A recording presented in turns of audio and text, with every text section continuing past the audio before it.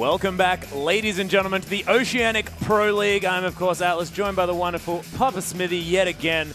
And we have our final match for you tonight between Sudden Fear and Fornot coming up in just a sec. But first, the MVP for our last match, and the Chiefs' Spooks was an incredible Lee Sin. 8, 2, and 12, and landing every Sonic Wave he needed to. And let's be real, the moves that Spooks pulled off in that series wouldn't be out of place in a John Woo movie. I thought they were choreographed. That's how awesome he was. He was flying all over the map. The Observer couldn't even keep pace with those resonating strikes that were coming in. Amazing play, and that's the Spooks Lee Sin we always hope for. You know, sometimes it's a bit more muted. I mean, especially in that first series we saw, effective but not quite as flashy. But that game, he managed to turn on the style and a worthy MVP. Oh yeah, and you definitely have to hand it to the fact that he picked up that the kill onto Xerath by kicking him onto an Emperor's Divide wall and bouncing him off the other And you guys side. actually missed this. It wasn't just a flash kick. That was a kick flash. That was canceling the old animation, putting yourself behind, and of course kicking him straight in. It was beautiful to see. Yeah, absolutely wonderful to see. But we now have our challenger teams facing off against one another. Of course, Fornot and Sudden Fear, both of them experiencing some quite crushing defeats, you have to say, in our last couple of matches, and we'll see which one can bounce back the better here. I mean, both teams coming through the Oceanic Challenger Series last month, so both teams ahead of steam, but kind of different paths for both of them. Fornot looked very crushing in their upper bracket win against Immunity. Yeah. Came in with much aplomb, and then Sudden Fear, they were the team that had the most games on their run to becoming into this professional league here. So, I mean, you'd be inclined to say, all right, Fornot come in favorites, but you go back on those two series there, and you have to think, to some degree, Sudden Fear were by far the more competitive team in their series against Chiefs. You wouldn't expect that previously, but especially in laning. You saw Paps there did excellently in laning against Swiffer, which not many players in Oceania can claim to do. And when it was the skirmishes early, it was quite even. You know, we were seeing kills in the bottom lane and then cutting to a successful gank in the mid lane for both teams. Both teams were doing very well until the team fight phase where Chiefs really turned on the style.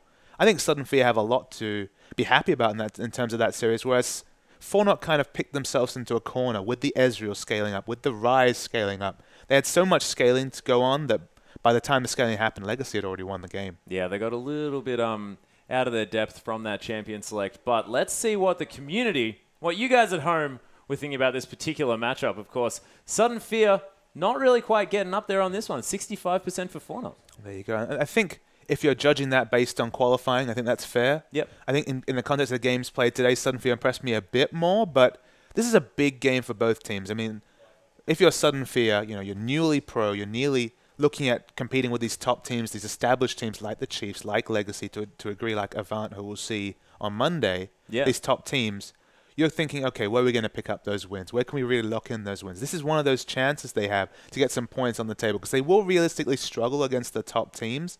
If you can ever pick up those wins, especially early in the split, it just gets you close to that safety, those top 5 places where you really want to be come the end of the season. Yeah, most definitely. And you did mention APAPs there as well, and it is very frightening as if you're a Fornot fan, because Moya had a horrible game in their game when he was versing Choo Choos, and he just got obliterated left, right, and center. I think he was 2 items behind at about 20 minutes into that game without finishing his boots. I mean, it was a horrible experience for his Orianna, and one of his champions that he's very, very comfortable on as well. And we'll see whether APAPs is going to be able to dominate that lane potentially. And Moya's big problem that lane came in rotations. Whenever they were trying to rotate to a skirmish, and of course, when it's Legacy, there's a skirmish every couple of minutes, let's be real.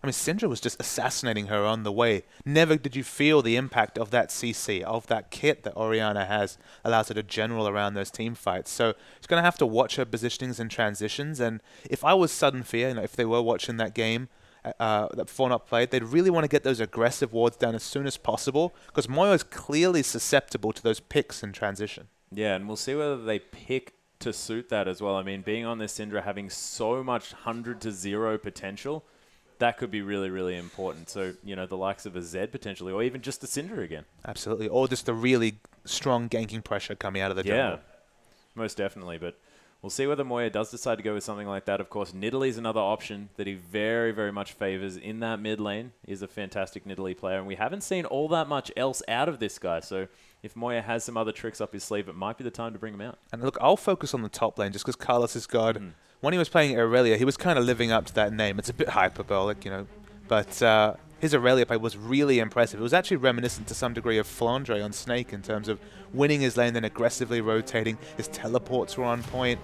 But all of that was negated when he locked in the Rise, just because at best he was going to be a little bit behind in lane. As it turned out, you know, losing his flash at level 1, he really struggled in lane against the Gnar. So I'd like to see a bit more of a power pick coming out from Carlos's God, because we've seen what he can do when he's ahead, and he really struggled when he was behind. Yeah, and we can see as well the respect for that is coming through, reflected in the bans. Aurelia has been taken off the board, focusing at Carlos's God. Rek'Sai going to be removed as well. Not going to see her in this game. And Kassadin going to be taken off. And I think Carlos's God plays that one, but it could be a Moya champion as well. Yeah, I mean, maybe focusing on Carlos's God. I don't know much about his champion pool, but he looks so impressive on that Aurelia.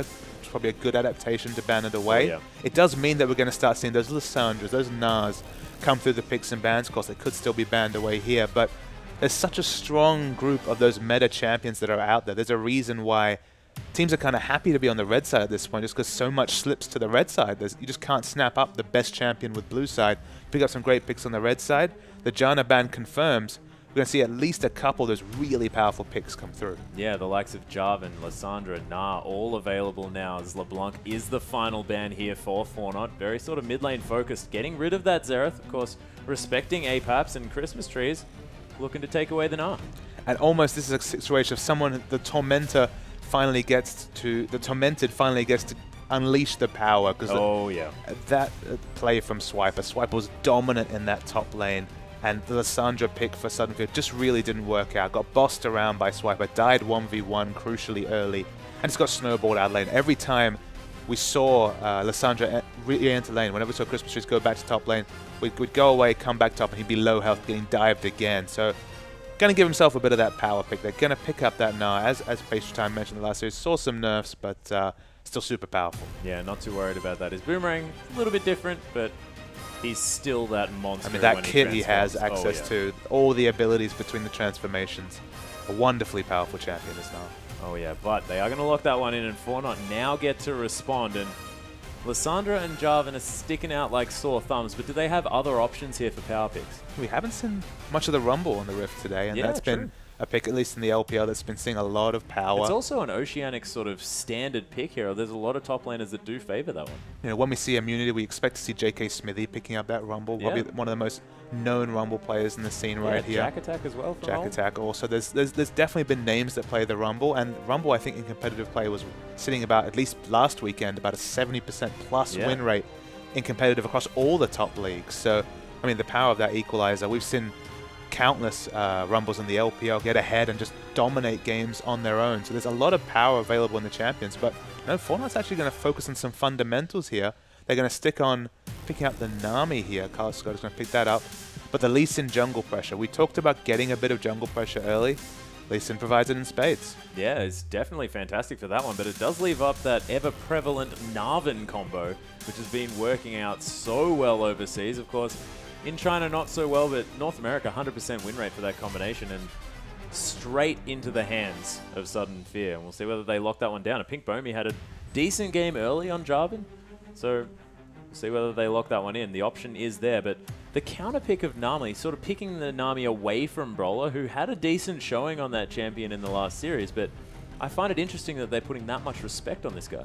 Maybe they look at it as kind of a blocker pick to those AoE wombo combos with Gnar, you know, just the tidal wave coming through, or maybe the perfectly timed bubble being enough influence to stop it. But, I mean, they could go all in here and go for, say, Azir and Jarvan, and just be like, all right, we're creating all the walls. There's plenty on the Rift, but we're going to create plenty of artificial walls and deal with it. That could be the flavor what they're going for, but we've already seen a Lock-in come in here.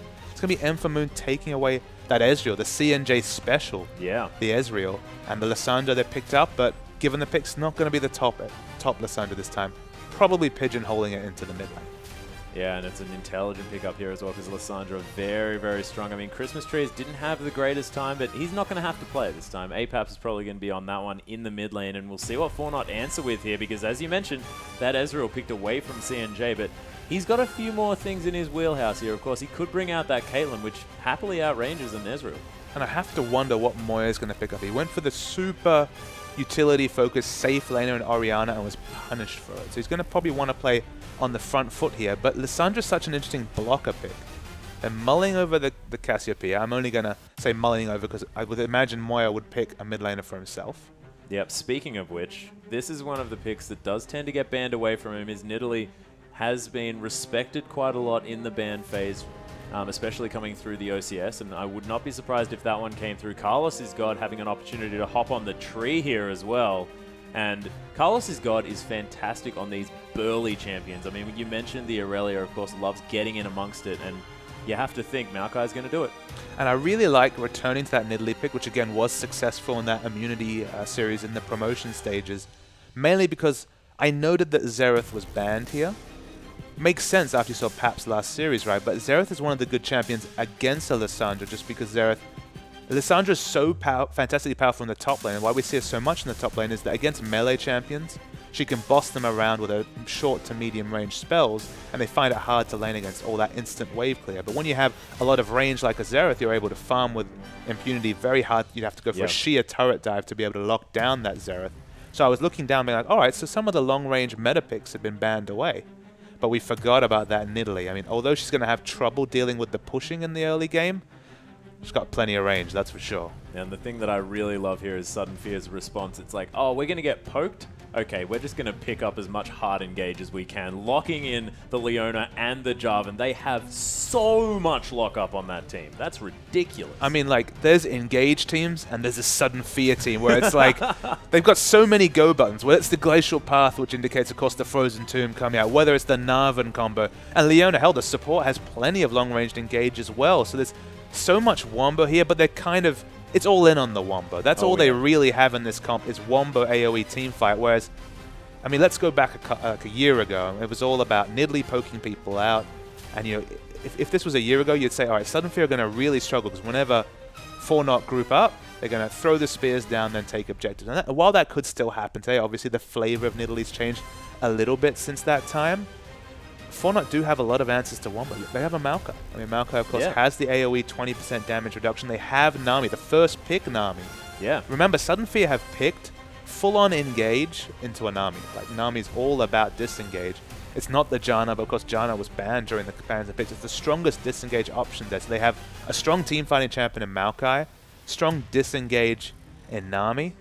4-0 really do have some interesting options here, and we saw how hard they can snowball with these Nidalee comps. They were also guilty of being over-aggressive. You'll remember that their Nidalee comp got way ahead, and then we saw Claire on Fizz almost wrestle the game back single-handedly, picking up a lot of kills because 4-0 took a poke comp and was like, all right, we'll team fight, we're ahead. So they can make those mistakes that, you know, newer teams are always likely to make. But you have to say, the comps here are like about as polar opposite as possible. And as well, the thing that I really, really love about this Nidalee pick is if you get that Lee Sin gank to come through and land a spear, that Sonic Wave Resonating Strike for the finish is so terrifying to have to deal with. And when we talk about execution damage, that's basically a firing squad there. Yeah, two-man firing squad coming out. So, and it used to be the case, because many moons ago, you'd never want to gank a Nidalee lane because you didn't have the CC, it still doesn't have the CC obviously, but you didn't have much execution damage. With the Hunted change, you know, once they reworked Nidalee, the burst damage at the end there, as you say, that combo is potent. Yeah, that takedown is named correctly, ladies and gentlemen. But the thing that I'm worried about here is this Ezreal pick. It doesn't really fit in my mind just because it doesn't do quite enough burst damage when the lockup that's going to come from Sudden Fear here is sort of very, yes, we're going to lock you up, but from then on, you've got this window to do damage. And is that going to just let 4-0 in and they can run away with this? Or do you think that there's a different tactic? Is the True Shot Barrage enough? I mean, the True Shot Barrage is nice, but again, like if you're focusing on burst damage as this Ezreal, you'd probably want to go for a more non-meta build, like a Bloodthirster earlier. Just stack some of that AD, because it does scale very well with the AD. I still think we're going to see the blue Ezreal, and on first glance, you're like, but they've got a lot of mid-game power. Is it the right move to go for a stacking item? And my first instinct was, no, maybe that'd be a problem, but you think about it here, you look down this comp, Sudden Fear are going to do one thing, that's dive in. They're not going to think about peeling for 1 second. They're going to go straight in. All their members, even their support's going to say, yep, let's go in there, lock up this Graves. Remember, Graves, 525 range, short range carry. makes a lot of sense to have a lot of wombo initiate against the short-range carry. He has that quick draw, but of course, once Apaps gets on top of you as Lissandra, he's gonna inevitably fall. So it makes a lot of sense to have hyper mobility from the AD carry, and there weren't really that many meta options available right here. So although they'll have Ezreal go into a bit of a power trough, if he can get going, if we can see the 18 to 20 minute Iceborne Gauntlet, so he has the mobility to fend for himself and do poke damage, that's a really good thing to support the AoE wombo they have alongside. So I like the mobility because he's not going to get any peel, that's for sure. Yeah, well, that's the thing that I was just about to mention is the fact that, yeah, you're right. I mean, Leona's just going to be going straight in there, and Ezreal's going to be hanging out on his own, and it's a very sort of Chiefs-esque type playstyle as well, where they just leave Radiant on his own. No wonder Ezreal's his favorite champion, because Rosie's often right in amongst it, killing everyone. So I really like that tactic, especially paired up with this Leona. But it might be dangerous in the laning phase, because he's up against a Graves here in the hands of CNJ, and you have to feel like that damage potential in the laning phase is going to be really scary. I mean, the only laning phase of the previous series, I believe it was Legacy versus Fortnite, indeed, that we saw the Graves versus Ezreal matchup, and CNJ did just fine in that matchup early. And then a couple of skirmishes changed lane, especially that late crit that got the first kill for Graves in that lane, kind of snowballed it pretty hard. But in terms of early laning, at about 8 to 10 minutes, they were equal in CS. So there is potential for Ezreal to do capably in that lane. I don't know much about Moon's ability on the Ezreal, so maybe he is able to really, like CNJ, go competitive in that lane. However, you'd expect CNJ as a seasoned Ezreal player, and Ezreal main almost, between Ezreal and Caitlyn, really his main champions right there. He'd probably know the limits of that champion. He's opted into this matchup. And you're right, on paper, painful for Ezreal, but we'll have to see how it turns out. Yeah, we certainly will have to see. But looking down these lineups as well, it's not clear which stages of the game both of these teams are really aiming for here. I mean, Maokai fantastic in the late game. Nara's also relatively good, but Graves quite early on focus. Where do you think these teams are really looking to make their mark and make their moves on this game? I guess my issue here for Sudden Fear is, how do you kill a late game Maokai? They don't have the tools to deal with this Maokai in the late game. If Maokai ever gets, say, the Rod of Ages Frozen Heart into, Spirit Visage or something like that, I don't think Blue Ezreal is going to bust through that. And the rest of their AoE damage, while respectable, while it'll hurt the Nidalee and the Graves, it's not going to hurt this Maokai. And Carlos' God could get massive on the Maokai. So if Maokai can really get ahead, if there's no lane swaps, if it's standard laning and he can just farm away and pick up, I think around the 30-minute mark, I would say this Maokai is going to be unkillable. And that's kind of where Sudden Fear's wombo stops. Because if he gets in the perfect position, 20% AoE damage reduction, and then the amount, with some cooldown reduction, the amount of lockdown and just how tanky this Maokai is going to be, if they can never get past this Maokai, and of course Ezreal has those skill shots, will have to hit the first target in front of his face. He's not going to be able to kill a late game Maokai, and that's where Sudden Fear will struggle. Yeah, that could definitely be rough. But if all of this engage does go down before Moya can land any skill shots around that mid-game, you could imagine that things could be looking a little bit better here for Sudden Fear. There's definite points of power on both sides. We're going to see whether Fortnite can get some objectives early, because if they let all the objectives go to the mid-game wombo combo that we see on the side of Sudden Fear, they might struggle. But if they are able to get some objectives early and they're competitive against this team fight comp, then I like Fortnite. So again, both teams have win conditions. Whoever can stay closest to them will win this game. Yeah, and we'll see what happens, because we are onto the Rift, ladies and gentlemen. Sudden Fear taking on Fortnite. Both of these teams falling in their last matches against the big dogs, Legacy and the Chiefs, but now looking to pick up their first win of the OPL. And Sudden Fear starting on our blue side. But you can see already very defensive starts to come in. And it looks like we're going to have standard lanes. Yeah, we definitely haven't seen the flavor of early invading, looking for lane swaps. In fact, we've seen standard lanes across the board today. I think that trend will continue. We haven't seen too many lane swaps in the Oceanic scene, but maybe the first team that really starts to push the advantage of the lane swap will really get ahead in terms of the meta over here. But so far, we've seen consistent early fanning out and basically dark jungles from both sides. Yeah, I find it really quite interesting that there has been a complete lack of any sort of attempted lane swap just because of how things went last year. I mean, there were lane swaps left, right, and center coming through from our players and all sorts of different level 1 strategies. But so far, it's been very defensive and very standard. Yeah, that's just been the trend so far. And look, it's a long league. We're going to see 14 games from each of these teams, so we'll see what metas come through. You'll remember that it just hasn't been necessary so far. Like, we've seen pretty standard lane. We've never seen any team pick into a counter matchup. There's been a lot of competitive lanes so far. Only really the Rise has super struggled so far.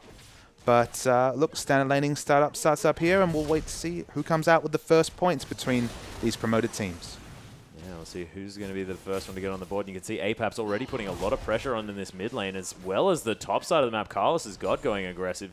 Have no idea where to look at this stage because everyone's punching each other, Papa Smithy. Yes, a lot of early trading. It's still a tank battle up top. You might be forgiven for not thinking that when you see the really small character model that is that mini Gnar, but of course we know he'll turn into a late game brute. Yep, a really, really big Gnar. Don't worry. It's mini Gnar for a reason. His Twisted Advance is going to come in here on top of Christmas Trees, getting punched as well. Does almost have that engaged come through, but speaking of engaged, Brawler on top of Zelda, he just gets obliterated. The Ignite, the flash from Moon here, as well as C&J trying to opt in for a trade, but he's getting obliterated. Brawler's right up in his face. Zenith Blade's up again. Shield of Daybreak surely going to be here. The heels popped though, and C&J more than happy to play up on these guys. And no secondary Ignite available there for Brawler, so weren't able to burst down the second target in C&J, but just really good usage of the level 2 spike right there, but Naya's coming in. He's coming in indeed. And level 3 now as well as C&J. Level 2 tries to come in. There's a quick draw to come down as well as Carlos has got trying to make some work up here on the top side. And APAPs and Moya fighting it out here in the mid as well. There is action all over the place. No kill's going to be coming down on that bottom side, but APAPs forced to use that flash. There's a takedown. Moya secures a kill as well. And that's the Moya we saw against Immunity. Very good 1v1 mechanics right there on the Nidalee. APAPs had the glacial path available, but predicted that it would be smarter just to walk away, but he walked straight into his death. Yep, very unfortunate. And so far, both of these teams just coming straight out of the gates furious. You can imagine that these losses, the way that they react to them is by being more aggressive on the Rift. And sometimes in these situations between teams really looking for a win, we thought we might get a very passive laning phase as both teams built up to a late-game team fight, but thankfully we get the exact opposite here. Explosive action just from the start of this game. Yeah, and they really, really want to prove to everyone that, yep, that last game, that's not an example of what we're capable of, and you can see it already being demonstrated. And especially Moira, I mean, that guy had an awful time in his first showing, and really now trying to prove to us exactly why they're here in the OPL. And each time that Sudden Fear has picked up this Lissandra, first time on Christmas Trees in the top lane, this time around, Lissandra in the mid lane here really struggled with that champion. The Glacial Path hasn't been the escape tool that we'd expect. And in solo kills against Lissandra in both top and mid against Sudden Fear. Yeah, unfortunate here. This Christmas Trees could be aggressed on the top side. He's going to get that transform relatively soon. But there's a Twisted Advance coming in. Naya here not going to land the Sonic Wave. There's a nice bounce to come in here as well as he transforms. And he is going to survive this one.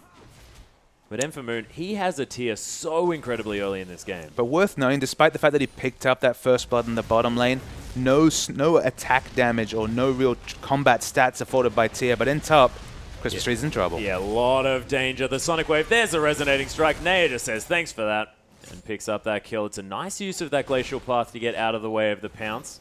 But he did have going to dodge the spear. It's worth knowing, Christmas Trees had that pink ward up there, so he must have just not noticed the wraparound game coming out from Naya right there. And look, pays for it with his life, and he's going to struggle in this top lane now that Maokai's gotten going. Yeah, very aggressive Arcane Shift from Moon, trying to bait this one out. APAP's now going to use that Glacial Path to get to safety. Naya's all over this map at this stage, and very patiently a Pink Bomb is waiting for something to happen here on this bottom side. Just chilling out in that brush, maybe getting himself a drink, you know, going to the fridge. I mean, you opt into this blue Ezreal, you opt into at least the Mana Moon, you are opting into a power chop. So it's an ironic situation that despite picking up first blood here, Moon has less combat stats than the Graves. Yeah, and there's actually a nice... Whoa, his quick draw just went for so far. Brawler couldn't even get the stun up there as Eclipse going to go off, and he's going to lose those stats. But a Pink Bomie just unable to get that far into the lane. Yeah, but C&J is on Graves, who of course has that passive. The True Grit does give him the early magic resist to deal with the spells coming in from Leona's passive right here. So remarkably tanky, doesn't take too much damage, shrugs it off, and in mid lane, Paps is just having no fun. Oh my goodness, and yeah, this Nidalee is having a great time. A Pink Bomie as well, he can't go toe-to-toe as there's fights all across this map. Aqua Prison not going to land here, but C&J going to aggressively move forward. Eclipse going to proc. Moon trying to turn this one around, but he just doesn't have the damage with this tier. And every time Moya's able to bring out this Nidalee, it's a consistent trend or just surprising damage and skirmishing. He always hits those really difficult Nidalee spears and gets the trades in early and forces his opponent out of lane. He did it against Claire, one of the most hyped laners in Oceanic League.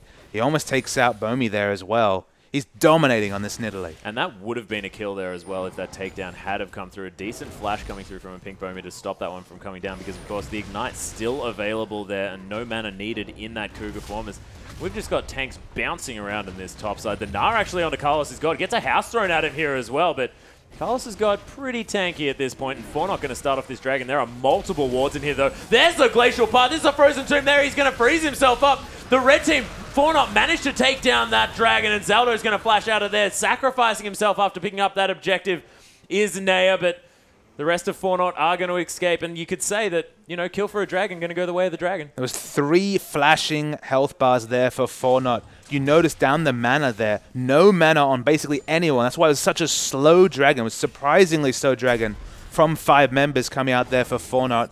But the one answering kill, like you mentioned, is not the appropriate trade. If they managed to get those 3 exit kills, you'd say, yep, definitely in Sudden Fear's advantage. But 1 kill is not the par.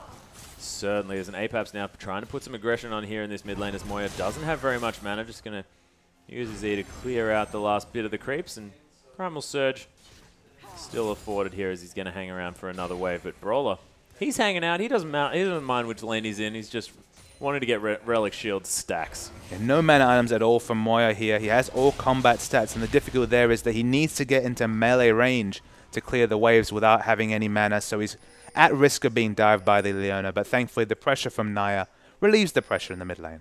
Yeah, not too bad at all. They're not going to spot out that pink ward there either, as Apap's going to pick up his blue buff. And you can see Fortnite aggressively warding out this red side jungle of Sudden Fear.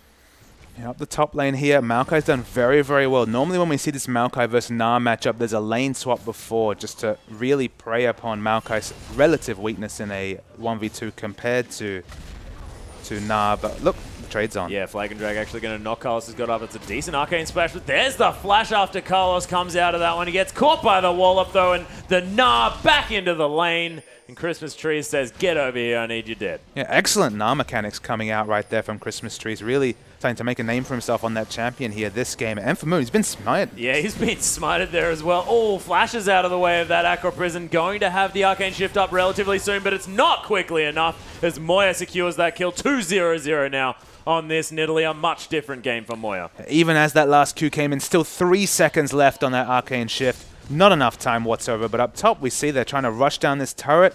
Do they have enough damage to take it down? It's going to be a line ball. Yeah, they do have a few creeps left, but not going to be quite enough, and we'll see whether Carlos can make it up to that lane in time. Aqua Prison going to be used just to help clear out this wave of C&J coming through here.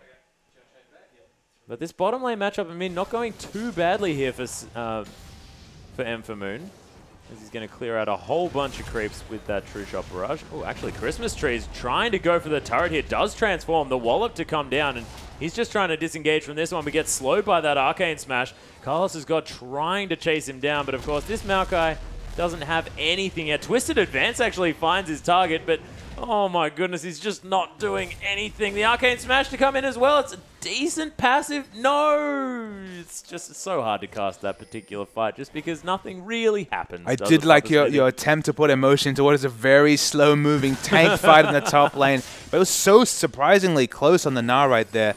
He managed to just get away because he changed into Minion form and was able to outrun the sapling coming out. So just safe as Gnar and able to fight another day. Yep, not bad at all. Apap's now not looking too healthy in this mid side as Moya again very aggressive. Takedown not going to land here, but they turn it around. There's a Glacial Path, and Apaps picks up the kill after a pink Bomi's there to help. I love that from Sudden Fear right there. They were able to bait Moya into melee form right there. And of course, once you commit to the jump in with the pounce right there, you are free food. Yep, and Naya almost free food himself. Had to use that flash in order to get out of the way as the Ring of Frost locked him down for a moment.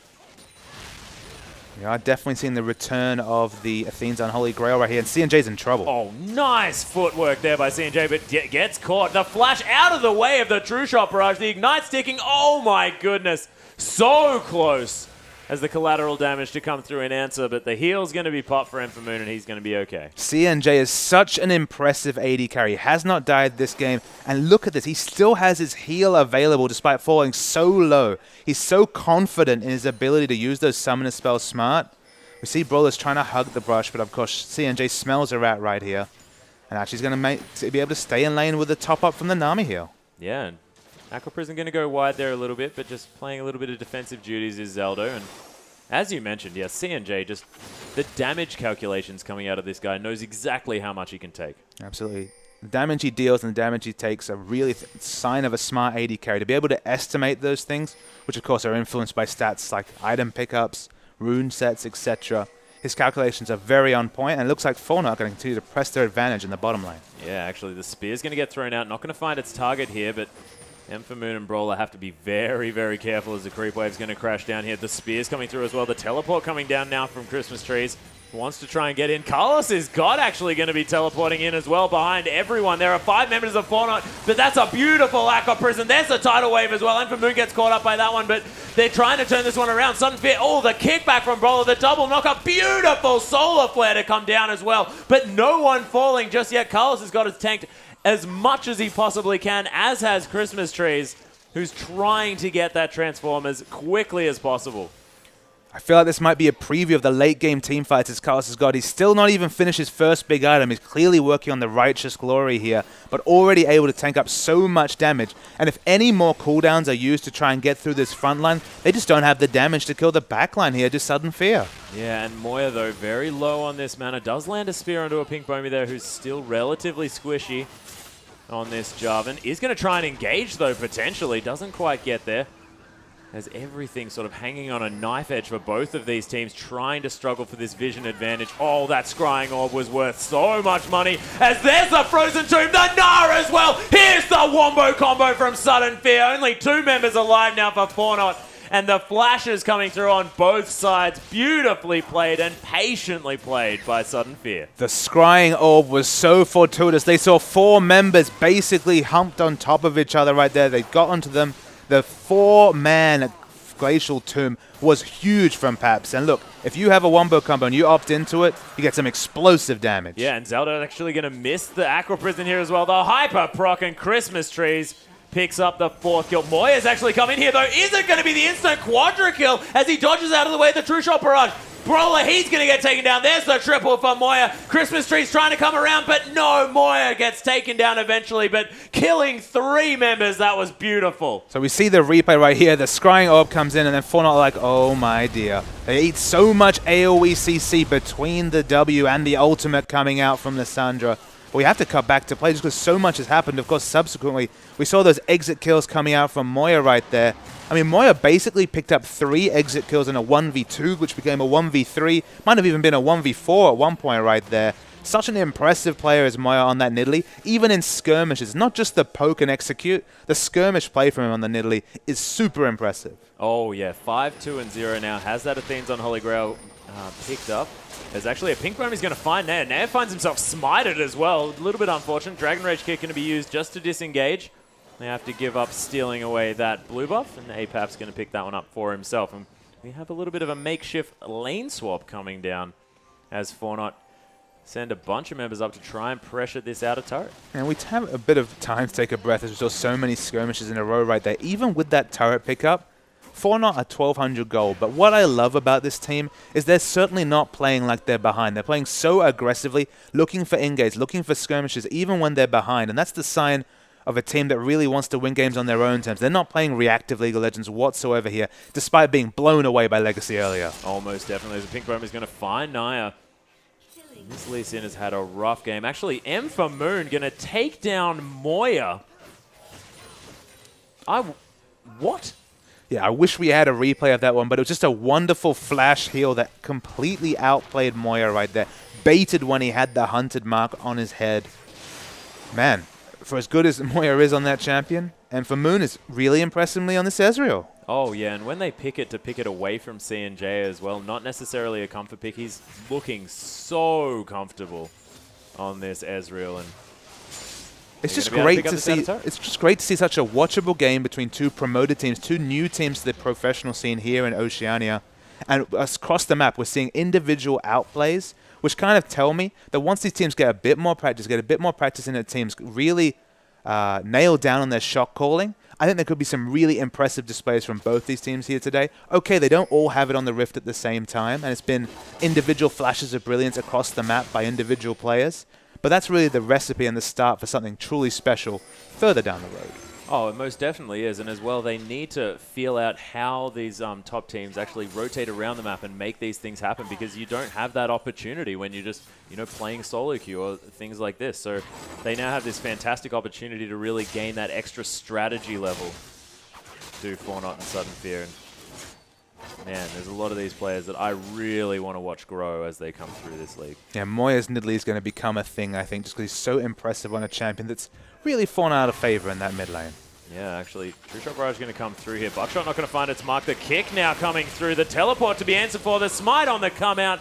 And CNJ going to pick up that kill. But Brawler's come from round the side to die. Right to CNJ's. Christmas Tree is teleported in, unfortunately, here. He's going to try and bounce out of there. Moya going to tank up this turret. Not going to worry about it too much because that Primal Surge is doing heaps of work healing him back up.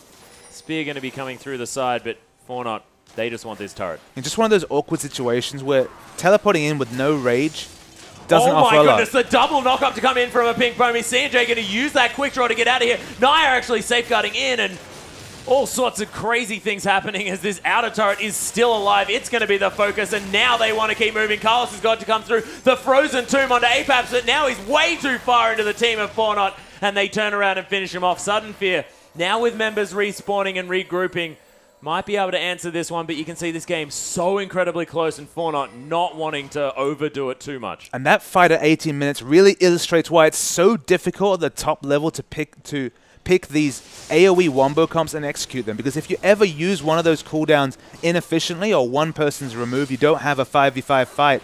The result is it's such a far cry from the Lissandra initiate we saw after the Scrying Orb earlier there. Just a really awkward situation where they had very important initiation cooldowns up, but they weren't all up at the same time. And when they're scattered over that long time period, Fortnite were just able to pick off the frontliner every time.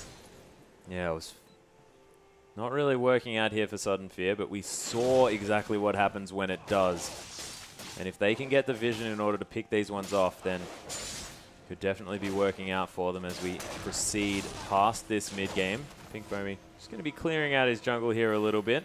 Has caught up to Naya as far as that jungle camp CS is concerned. And Naya's been impressive with a lot of his kicks, but hasn't quite managed to make an impact as much as he would have liked in the early stages. I mean, it's not a skirmish comp like we saw Legacy and Chiefs picking the Lee Sin with here. It's a very different flavor of Lee Sin required in this situation, just because he doesn't have the CC innate. Of course he does with Maokai, but Nidalee is just a damage gank there. He has to provide most of the CC there, does Lee Sin. In the bottom lane, you really need that Nami CC to hit, and of course such an unreliable skill shot. So they haven't picked the sort of comp that Lee Sin's likely to shine in, but the disengage in team fights, like if he can get that fortuitous kick, or whether it's Na, whether it's Jarvan, whether it's Sandra, even on a Leona, it might change a team fight wombo situation completely. And we've already just seen that if that layering's imperfect, Sunfield will struggle to win a team fight. Yeah, Carlos has got actually trying to engage here, but here is the wombo. Zaldo getting aggressed on the Evanflow, going to keep him alive here, but the Na to come in as well.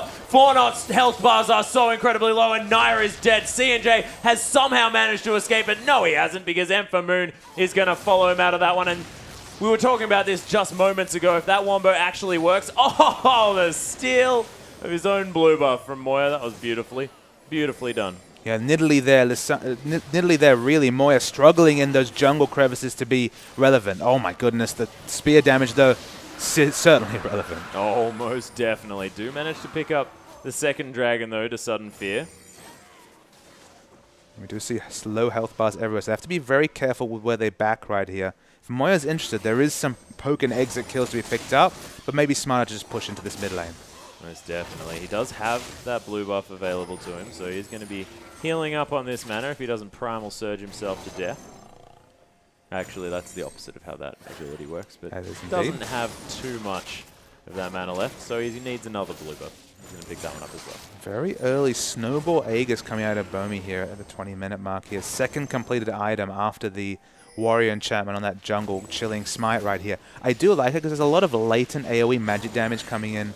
I mean, it just stops some of that long-range execute potential coming out from the Nidalee as well. So Maokai does the relevant base damages, but everything's going to be reduced by the Aegis. So probably a smart pickup. Yeah, does he want to be jumping onto C&J here, though? I mean, it's an interesting question right there. It's just a situation that the Aegis obviously has a lot of AoE implications, so it's probably smart to just pick it up here. Of course, the Nidalee damage, the Void Staff's going to come in after that Death Cap. The damage is going to stick, but in this situation, you want to get it as soon as possible just to stop the siege potential that we know this 4-0 comp has. Oh, most definitely. And when you've got spears coming out of the likes of Moya, who is fantastic on this champion. We haven't seen sort of too many clutch spears, but was landing fantastic ones in lane in order to get himself ahead. And rolling out, mobying himself into this lane, and you have to respect this Leona. The amusing thing to me that we didn't really consider pre-game is that the blue Ezreal, of course, we saw the Iceborne Gauntlet completed quite quickly. The Muramana is already completed here. He does actually provide that consistent 30% AoE slow on the Mystic shot right there. So he does actually provide a little bit of setup CC, and the rest of his team has CC and spades. There is a bit of nice synergy there, and this is a snowballed Ezreal. Yeah, and you can see as well, oh, actually using that Locket of the Iron Solari just to get some extra shields here as a collateral damage to come down from C&J, just to poke them off. Has noticed that there isn't any sustain coming out of this side, and has decided, look, I'm just going to get as much damage as I can onto this squad. But there is so much initiation. They have to be so worried. They can never bunch. When they were spotted out with that scrying orb, the bunching is what cost them. So if they can spread their threats away and never allow AoE CC layering, they're in a great spot to siege. But if they ever clump up, that's when they're in trouble. And 4-0 almost looking for Sudden Fear to be caught in transition here as they move towards the bottom side of the map, noticing a large creep wave. It's a nice slow push to come through from 4-0 actually on the top and the bottom side. Scrying Orb not going to find them, as they are all going to move into the lane and start this one off. And can they move around here inside in time? Because 4-0 have a lot of damage that they could be doing to this turret, but this teleport comes down. Oh, Aqua Prison just a little bit late here as Christmas Trees doesn't have too much rage, but out the backside, Moya just getting picked off. The rest of his team, though, the Solar Flare manages to slow down 3 members. The nice kick of Christmas Trees to get him out of this one. Carlos has got taking a lot of damage. The Frozen Tomb going to be used a little bit prematurely here, maybe, as Naya's going to fall down. And M for Moon has so much damage, flashing forward, picking up Carlos. Has got C&J now getting eaten alive by this Ezreal. Flashing forward, triple kill now. Could M for Moon have this one? Oh, doesn't manage to get over there, and Moya is going to limp away. M for Moon had his eyes on a Penta. I mean, Sudden Fear was so lucky that 4-0 didn't apply pressure evenly right there. You look at their jungle, they had almost no defensive wards whatsoever down for this 4-0 rotation. 4-0 should have been able to pick up a free dragon right there, but they were scared away by Christmas Tree's teleport. I mean, we're going to see the replay right here. This first CC coming in from Paps is fairly non-effective, and Moya is corralled away from this fight. But back in the fight, the Solar Flare is excellent right here. But watch M for Moon. He's on the side right here. He's able to free hit down Naya. And Naya just miscalculates how much damage this Muramana transform. And that's the key thing here. The auto attacks are doing surprising damage on this 4-0 team. The QW right there doing 60% of C&J's health. Excellent exit kill right there. M for Moon free hitting is not something that 4-0 can afford. Yeah, and Moya almost going down to that last Mystic shot as well. And 8-2-3 now for M for Moon. This guy's performance on this Ezreal is fantastic. Hasn't quite managed to keep up in the old farm area, but he's happy to farm champions. Yeah, and it's going to be a situation where that damage is going to be huge until Maokai can finish another armor item on top of this Frozen Heart he's building right here.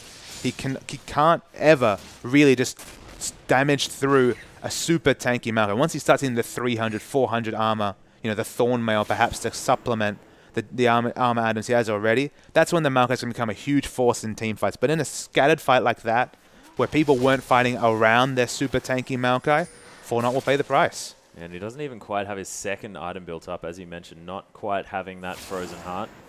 And Sudden Fear looking to go for their third dragon when it is up in about 40 seconds. And setting up for it, you can see they've got so much vision around here as Naya gets caught out by a Q. The Glacial Path to come through here as well. There's a flash into the Frozen Tomb. True Shot Barrage picks up instantly 2 kills, and then the Mystic Shot for the third. Beautifully played. Christmas Trees trying to hunt down Moya here, and our cameraman couldn't even find him because he's moving so fast. Doesn't matter. Christmas Trees has got it. 4 dead. This could be Baron. This blue Ezreal is so massive in the mid game right here. 11, 2, and 3. We talk about C and J's Ezreal. Maybe we need to talk about M for Moon's Ezreal right here, as it's going massive big guns in the mid game. And Christmas Tree, he's never had the rage available for the Initiation Gnar ultimate, but he's got so many Initiation friends. That time it was Pups with the flash into the double stun and ultimate right there. Sudden Fear, they're executing a difficult team comp against a highly mobile Fortnite flawlessly. It's beautiful to watch, and Apap's just knowing exactly what he's capable of. Look at this Glacial Path. Yeah, the flash into the Glacial Path right there is wonderful into the Frozen Tube. The AoE one, but it's an instant triple kill from Ezreal, which of course signifies a free fight, one fight right there. It was just an excellent Gnar ultimate also, getting the exit kill on Moya.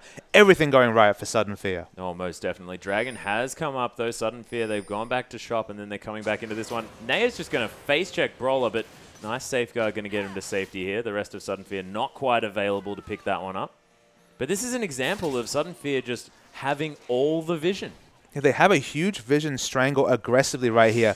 But hilariously, 5 minutes ago, Fortnite had all the advanced vision in the Sudden Fear jungle. It just feels like whichever team takes momentum, gets the wards down, the enemy team doesn't realize the fact that they're suddenly on the back foot, don't have the defensive wards down, and are punished accordingly. Yeah, you can see Christmas Tree's playing so far up here, and the power of this Gnar is definitely evident as Apap's just going to engage once more. Carlos's God is going to get obliterated, and Moya luckily dodging out of that last Mystic shot. Brawler more than happy to tank this turret. This Leona's so tanky. 0, 2, and 12, so has so much kill participation here as well this game. And Naya, oh, nice 4-man kick to come in. Doesn't manage to get a kill, but it's going to deter them from being on this tower. These Baroned up minions, though, do so much work. And Maokai is really struggling. We see Christmas Trees and Cindy are auto trading in the bottom lane. He's going to be close. Yeah, the Sonic Wave going to land here onto M for Moon, but he gets locked up by Brawler. Does get tagged. The big pounce to come in. The shutdown from Moya. Brawler's going to follow suit. You have to imagine he's hunted. The takedown for the double. Apaps now has been discovered by Naya, but he may actually have bitten off more than he can chew. There's actually the Frozen Tomb to come in. Oh, the last second on that Zhonya's Hourglass as Moya's going to pick up that kill with the last tick of Ignite. Zaldo flashing around here, and the Aqua Prison going to land onto a pink Bomi.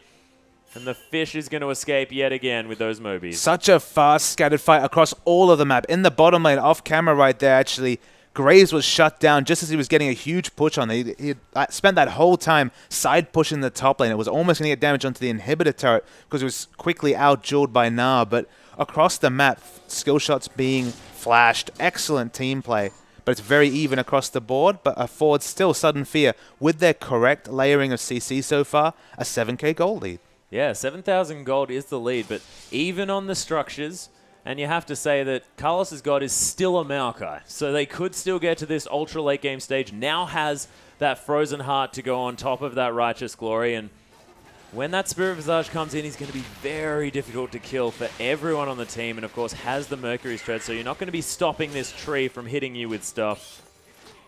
I mean, across this the competitive scene, though, we've seen kind of two flavors of Maokai. When we see the Rod of Ages Frozen Heart come out at a good part time, we talk about the unkillable tree Maokai in the front line. But, I mean, we just saw Maokai being full-on dived by three members and dying fairly instantly here. 0-4-2, 76 CS behind his lane opponent. Wait, Jarvan's in a lot of trouble here. Yeah, Pink Bomi is going to get caught. Does actually manage to flag and drag while the Aqua Prison was levitating him, so that is definitely some smooth moves. Gets a ward over the edge there as well, but almost got caught out, did the Pink Bomi. League of Legends geometry amuses me sometimes, Atlas. Most definitely. He's just swimming up in the sky over a wall. No problem. The Sky Dunk also coming out later, no doubt. One can only hope. As Redbuff is going to go over to C&J here in full vision of Sudden Fear. Not too much that they can do because that was about to fall down. And one thing that you have to say about C&J is he's kept that farm going. 267 now in a comparison to 220. So 47 CS in the lead. Not doing too bad, but had to forego picking up the Phantom Dancer in order to get an earlier Last Whisper. And it's a case that the kills here obviously are making up a lot of the gold difference between Ezreal and Graves. It's about 2,000 gold advantage for Ezreal despite the big CS deficiency. And the top lane matchup is where the big difference is at, of course. Gnar is massive and Maokai, he's at the risk of looking squishy. Yeah, and here's the engage. There's a flash actually into all of that lockdown, and everything is going off right now. The Frozen Tomb to come down, and Fortnite members are just melting left, right, and center. Enfamoon still at full health. There's the scrying of Moya. He's the target that Enfamoon's looking for. Mystic shot for the triple kill. Easy as you like, and CNJ looking to try and just find a way out somewhere, and he thinks that it's via the inhibitor turret. But CNJ, he is still trying to get that inhibitor. It looks like he's going to get it. Was that the teleport cancelled? Yeah, teleport was actually cancelled here just because Christmas Trees wanted to push even harder. They knew that Enfamoon was coming down. Does, of course, have a lot of damage here, but CNJ doing some work. Oh my goodness, that was so close. He was able to answer that structure. They could continue to push, so maybe that was actually an intelligent cancel on the teleport. They will get the inhibitor here and not have to trade inhibitors. So that's important for Sudden Fear, because that will be a stolen inhibitor, you'd have to say, from Fortnite. Oh, most definitely. I mean, they cancelled the teleport just because Enfamoon was so close. No need to bring that Gnar down and just use him to secure that inhibitor. So Sudden Fear really turning it on. 10,000 gold now the lead. It's been the Enfamoon show for sure. 15-3-6 and a 28-kill team. He is massive right here. And I remember when Blue Israel first entered the scene, people tried to struggle to classify, you know, what is the power of this Ezreal? And the one thing you can say, obviously his poke is wonderfully strong. Applying the Mirror Mana and the Blade of the Ruin King, even the Iceborne Golem, all on that Mystic Shot. A lot of his damage comes out of his Mystic Shot. But the way that this Blue Ezreal scales in an interesting way is he kind of hyperscales in mobility. He has such a short cooldown on the Arcane Shift that he's able to influence these long, drawn-out fights. It doesn't matter how much gap close or mobility and Nidalee has, he's still able to be chased down by Enfamoon between the Flash and the Arcane Shift. So he's just getting around these fights. He's being completely able to freely damage. He isn't eating any damage whatsoever in the backline right here. So credit to Christmas Trees and to Bomi for being a strong front line. But the damage from Enfamoon cannot be ignored. Oh, most definitely. And Sudden Fear are far enough ahead at this stage as well that the initial Wombo burst damage is enough to put Fortnite on the run. And then who else better than a Blue Ezreal to chase everyone down and finalize those kills? And as we just saw, as Fortnite, they might be trying to engage the Tidal Wave to come through Christmas Trees. He's about to evolve, and there's the Gnar straight into the wall. CNJ's dead already. Zaldo's going to have to run. Everyone melting on the side of Fortnite. Naya wonders where everyone's gone. And it's going to be Sudden Fear now able to potentially even push for the win. 4 kills for free right here. That time the Gnar was massive in that fight, instantly blowing up Moya, the most annoying member in the back, healing up, getting the poke down, even with the execution damage. But Sudden Fear going to run up the front, and what you have to say is an upset. Looks like they could get their first win in the OPL. Yeah, most definitely. Beautiful play coming out of Sudden Fear, and you have to say that their team comp was disgusting as well. So much lockdown as Zaldo trying to deter this Sudden Fear team from taking down his Nexus, but they're not going to be bothered by the fish because the Nexus is exposed. A decent Aqua Prison to come through. Collateral damage coming down here as well, but that's going to be the game. CNJ is even going to survive here, and congratulations to Sudden Fear. What beautiful play. Yeah, Sudden Fear, the last team to qualify for the OPL, came up massive in this game. And who else but Enfamoon right there? He finished the game 17-3-8. That is a highlight reel performance by any metric whatsoever. But he was afforded that by his team. He had so many AoE CC initiators and tanky frontliners. We thought it was the Maokai who would be the tanky frontliner that Enfamoon couldn't break through, but he never got to that point.